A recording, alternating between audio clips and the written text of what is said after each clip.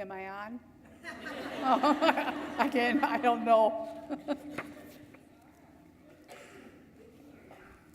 Okay, get my glasses on. I want to thank Melody for asking me to be speaking to you all today. And I was wondering, where do I start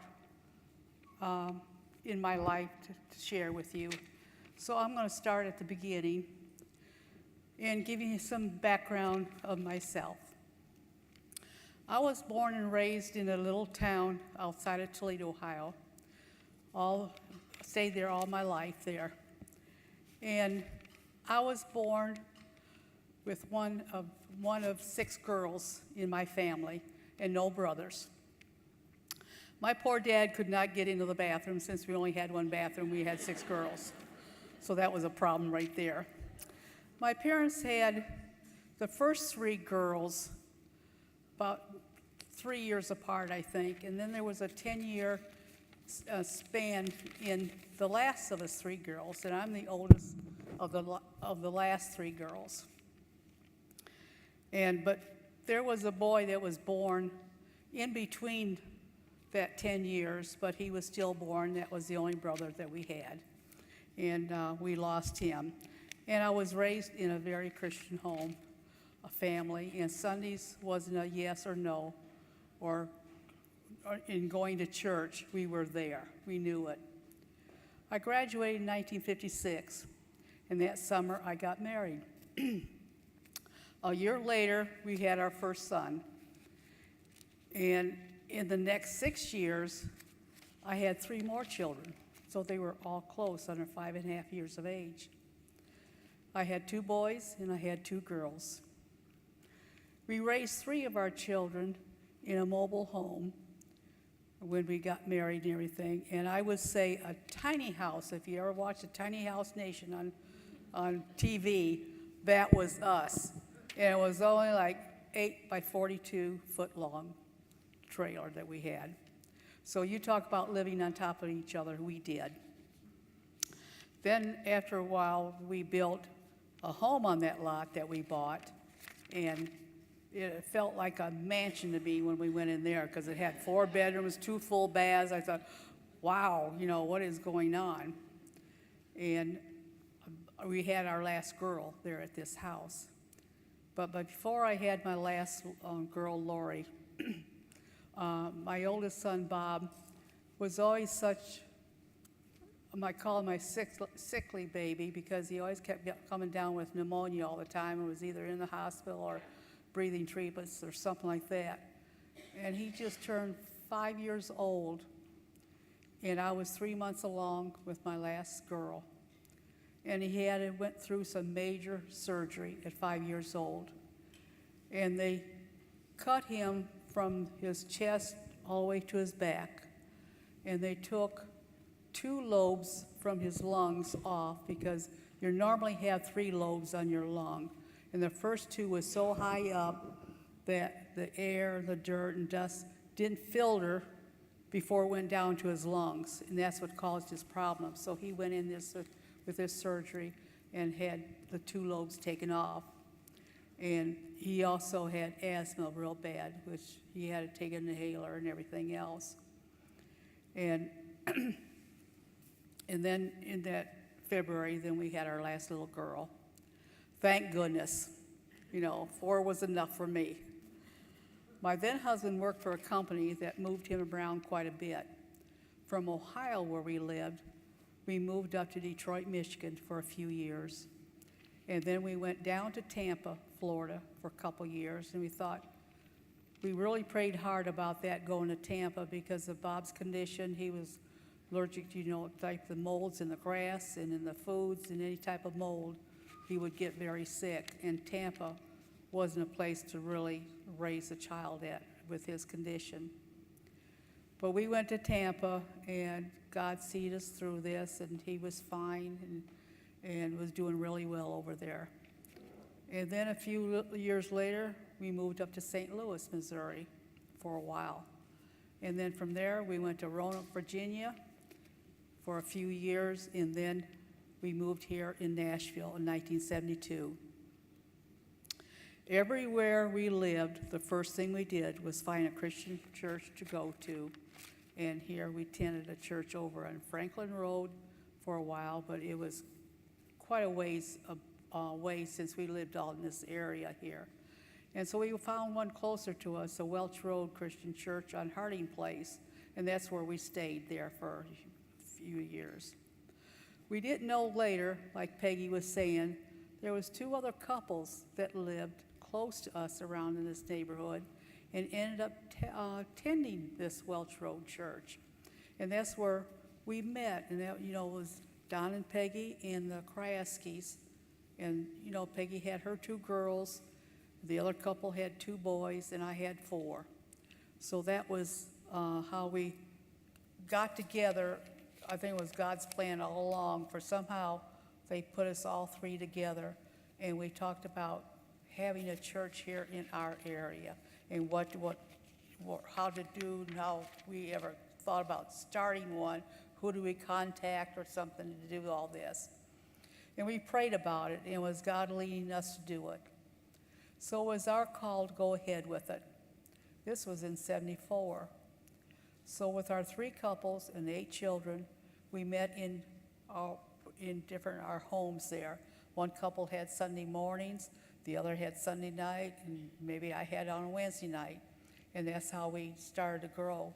And we came up with the name of Lake Shore because we lived close to the lake here, so we thought, well, Lake Shore would be a good name to call our church. And we did everything that we did to get it started and everything. And at the time, we hired some students from Millikan Bible College that came over and to preach for us on Sunday mornings. And since we had teenagers, most of us at that time, they began to invite their friends and come on our Lord, and that's how our little church began to grow. And through our teens, some of their parents came too. They invited them to church and liked it, and we were running out of space by then. We were hitting anywhere from 30 to 40 people and trying to fit them in our home and, have the church at that time. So then we start asking around some schools in the area if we could meet there on Sunday mornings. They gave us the okay at Lakeview Elementary School, and I believe we were the first church that ever did this, and they accepted it. God was opening one door to another for us over the next few years. We really started growing then enough where we hired a full-time minister. And we kept an eye on some property over there at Anderson Road that came up for sale. And it was like God's planning for us to look at this property, and maybe this is where we should build a little church at, And it came up for sale, so we contacted the people, and we bought, I think it was like 5 acres over there in Anderson Road that we bought. So we built a little small chapel over there with a few classrooms and a kitchen. And the men in the church, they helped out too. They had experiences of maybe putting in some plumbing or electricity or something like that. They really helped. And us women, we went in also, and we painted the classrooms and other things that we could do. God worked in our favor so much to get this started, and we give him all the credit for doing it. And that took place in the year of '74, that spring, I believe it is. Then our family decided to open a bakery in our area since we didn't have anything close around to us. So we broke ground that fall of '74 and opened up in March of the following year.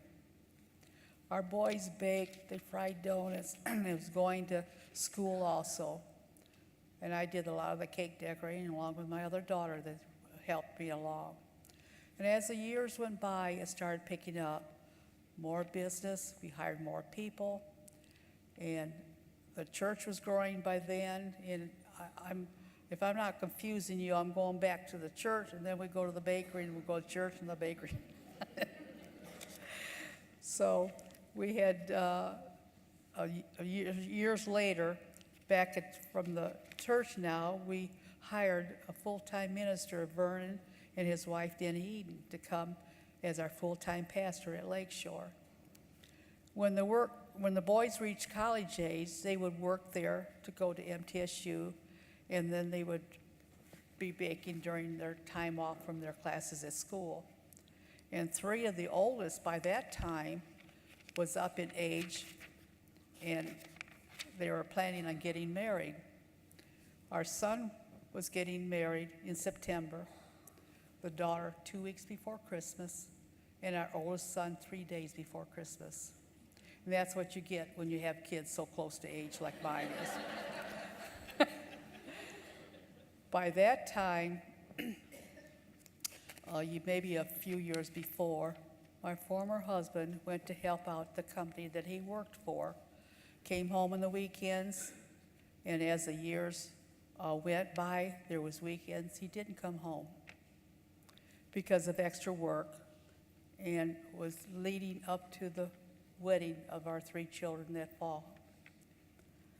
He came to me and he said he didn't love me anymore and wanted a divorce after 22 years of marriage.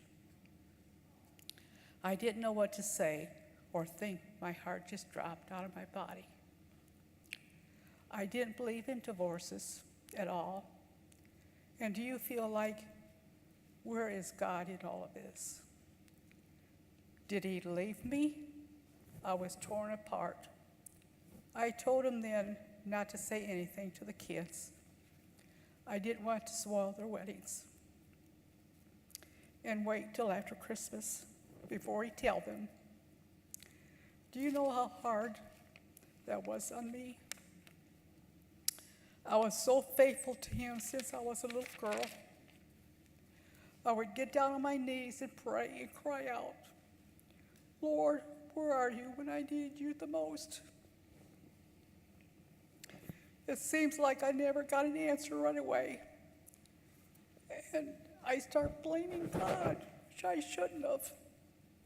What was happening to me now, I was over a fog over the next several months.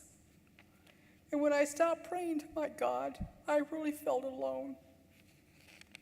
He wasn't answering me like he didn't care about me anymore, and Satan seemed like he got hold of me and telling me, well, where's your God now? Why isn't he helping you? I've got you now. Just do what I want you to do. After I went through all this and through the weddings, I started praying hard then. And soon after that, I said, why, Lord, have you left me? At that moment, I felt a hand on my shoulder, and it was warm. And my Lord was saying, my child, I never left your side or forsaken you. You left me. I felt so ashamed and cried out, my God, forgive me. Everyone makes mistakes in life, but that doesn't mean you have to pay for them the rest of your life. Sometimes good people make bad choices. It doesn't mean they're bad, it means they are human. I came to realize instead of believing my Lord in the first place when all of this has happened, I turned away from him. I kept praying, God, forgive me. Now, how many of you came through a situation in your life with something like this that happened to you? And I felt so ashamed of myself. And I was happy that we have a God that would still love me and like he does and forgive me right away when I cried out to him. I feel so close to him now, and he has forgiven me from the start. I fell, I rised up, I made mistakes. I lived, I learned, and I've been hurt, but I'm alive.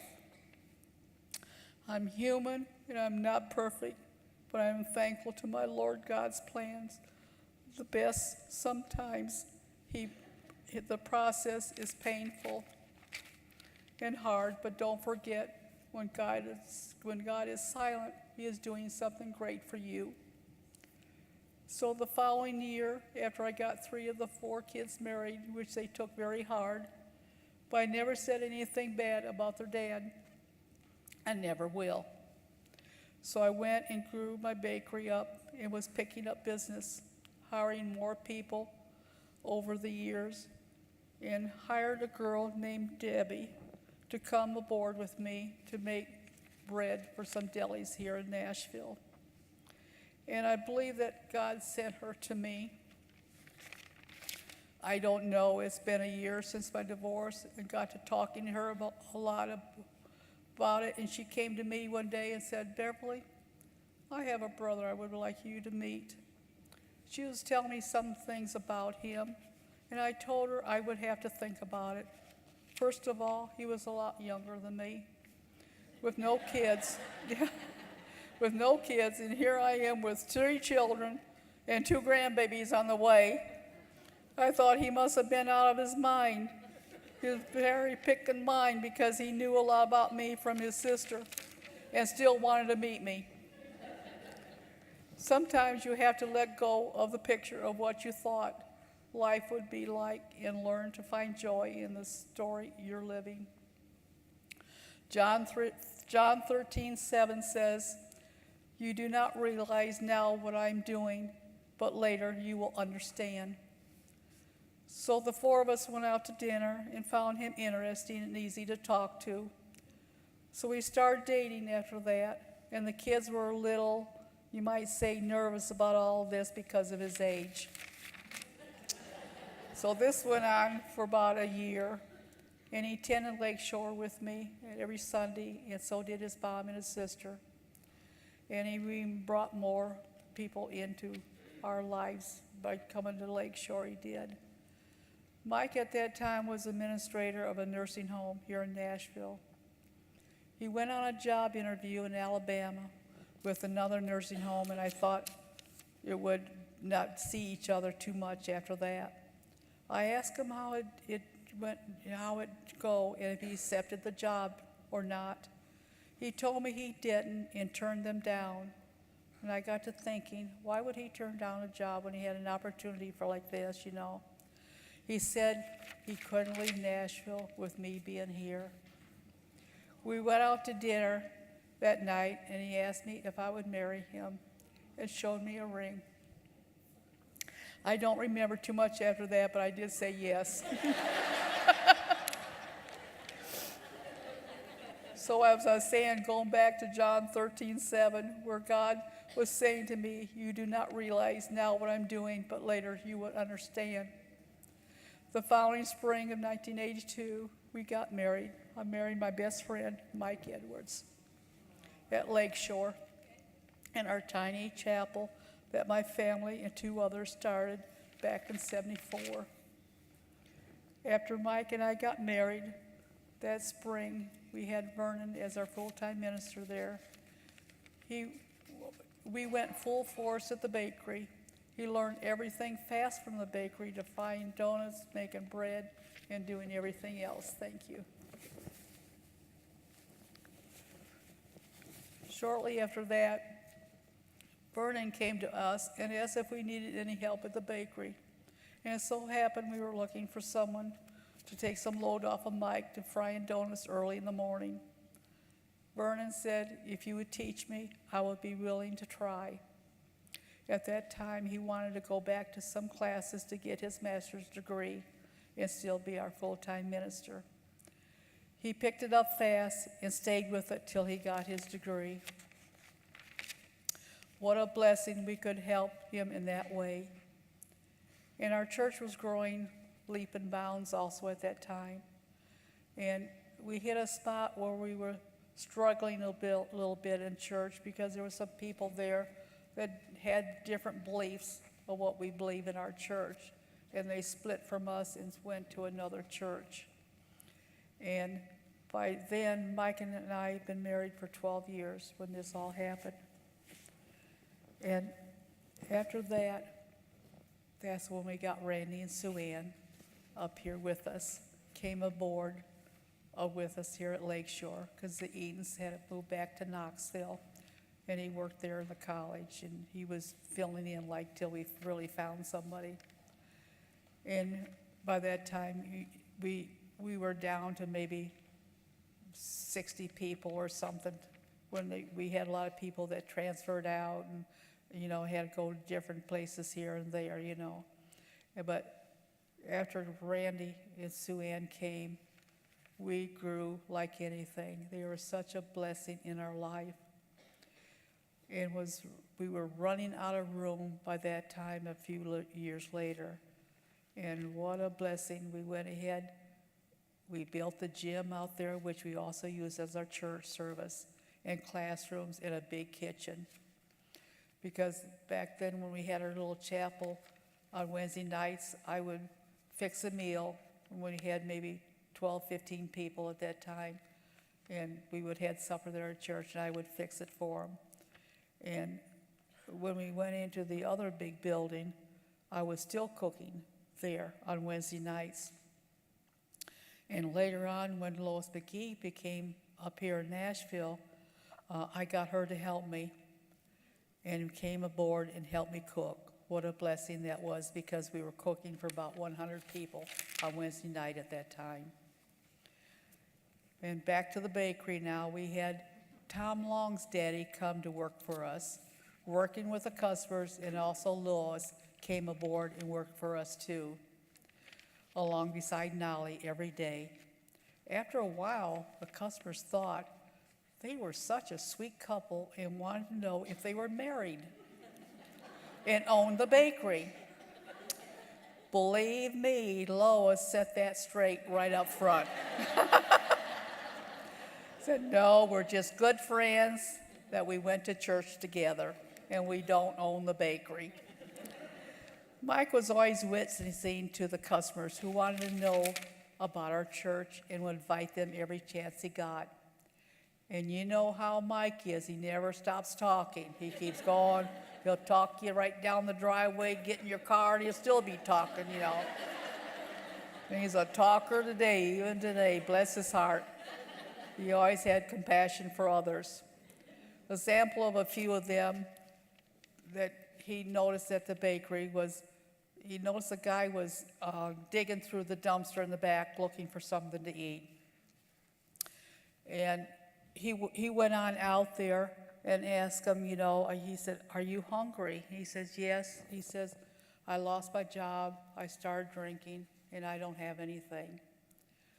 So Mike, I don't remember his name right now, but Mike took him over to Captain D's, fed him and everything, and he gave him a Bible, and they went through it a little bit, and he said, I'll take you down to the rescue mission, and you can find some hope there, and maybe that you can get a job. But talked about his drinking, he had to get off of that and everything. So he gave him some money, and he took him down to the rescue mission.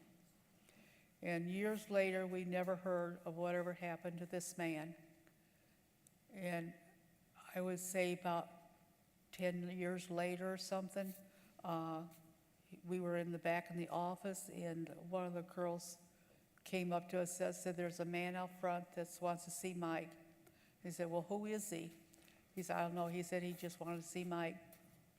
So we went up there, and we had girls there at the out front helping customers and everything. And this man says, Mike, I don't know if you ever remember me, but I'm the man that was eating out of your dumpster, and you helped me and took me to the rescue mission.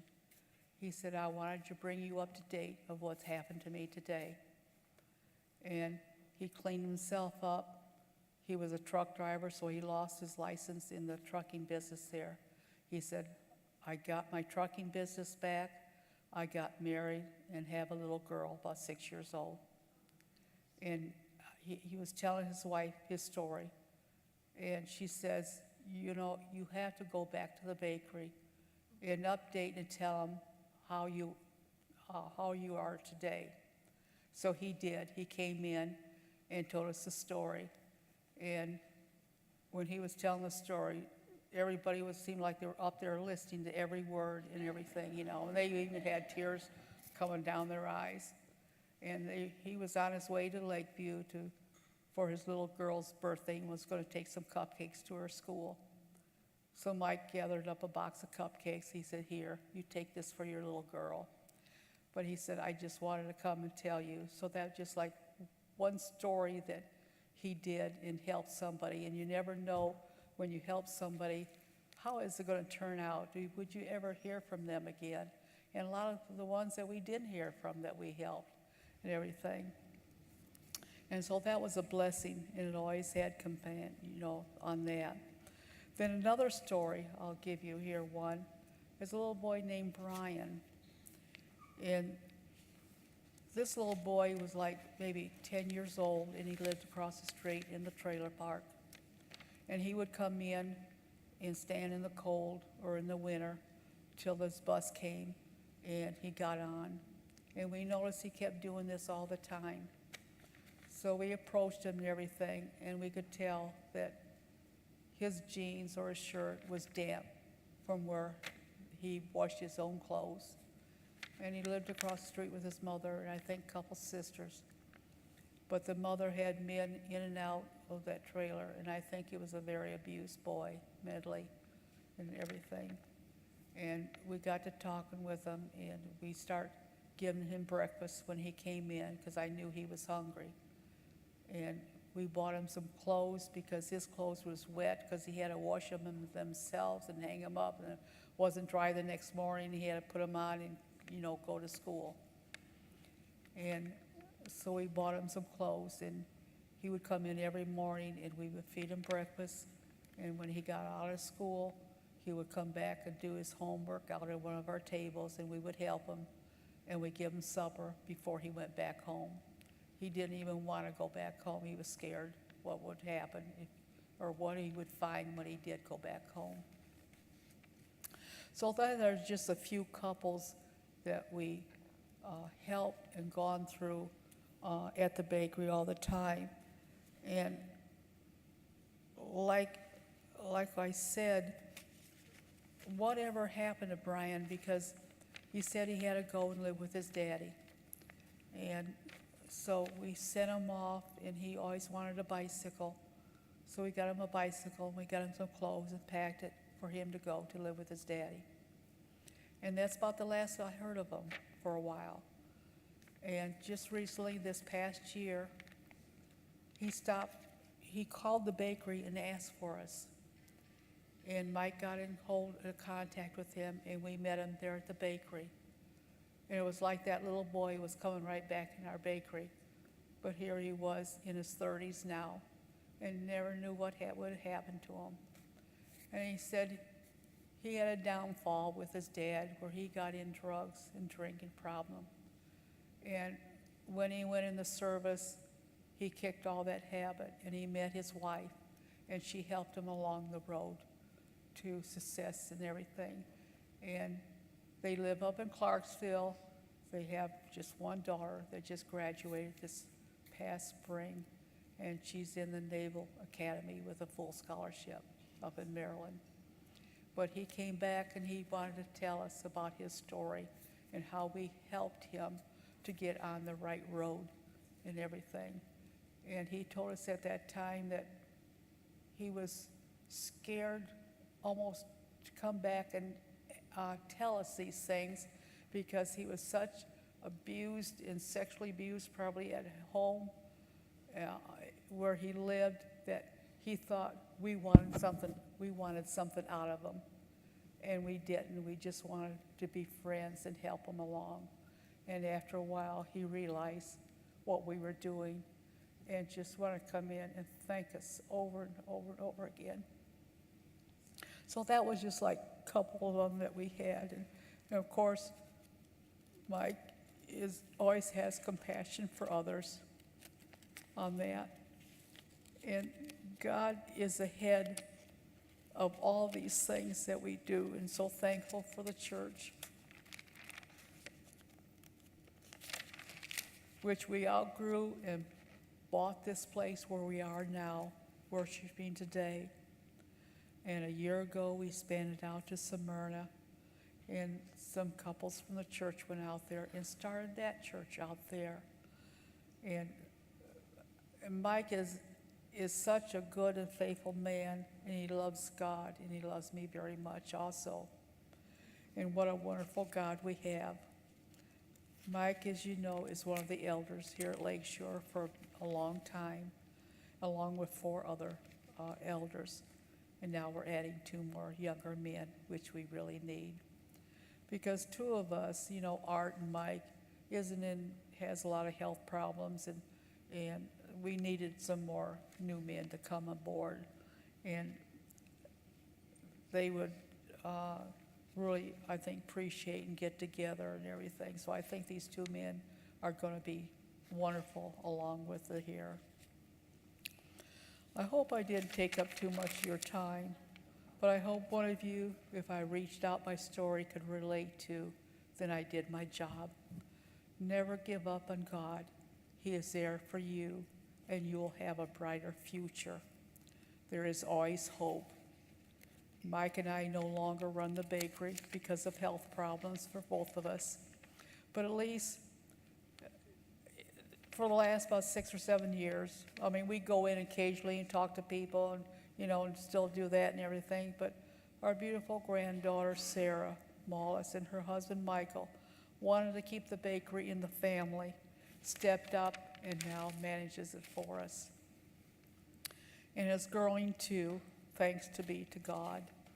We can at least put out anywhere from 300 to 400 cakes a week, not counting all the wedding cakes we do.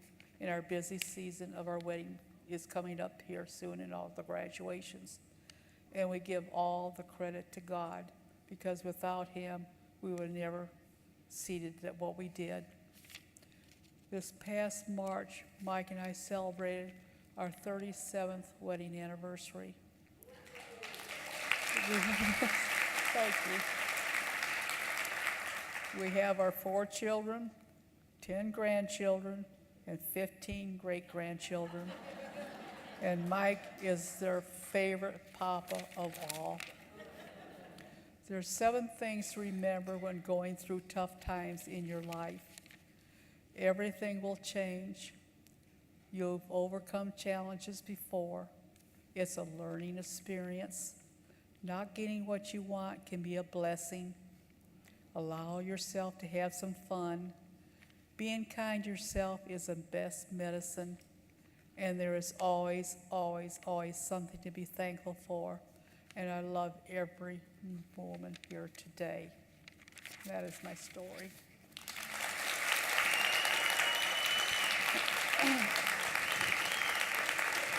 Thank you.